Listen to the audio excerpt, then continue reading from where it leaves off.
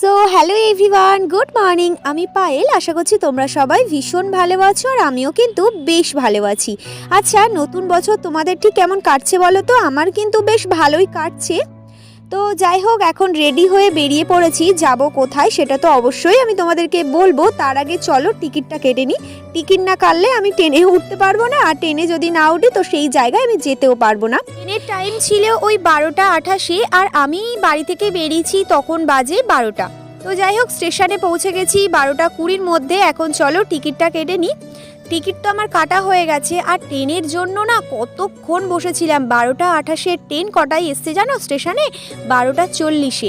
কতক্ষণ বসেছিলাম। তারপর আর কি, ট্রেনে থেকে নেমে সোজা বসে পড়লাম রিক্সাতে। তো রিক্সা করে চলে আসলাম একটু মলে, কিছু টুকিটাকির কেনাকাটির রয়েছে। তো এখান থেকে আমার একটা শ্যাম্পু নেওয়ার ছিল, নিয়ে নিলাম। আর হ্যাঁ, কোথায় যাচ্ছি আর কিসের জন্য যাচ্ছি সেটা না হয় আমি নেক্সট পার্টের ভিডিওতে বলছি। তো চলো, টাটা।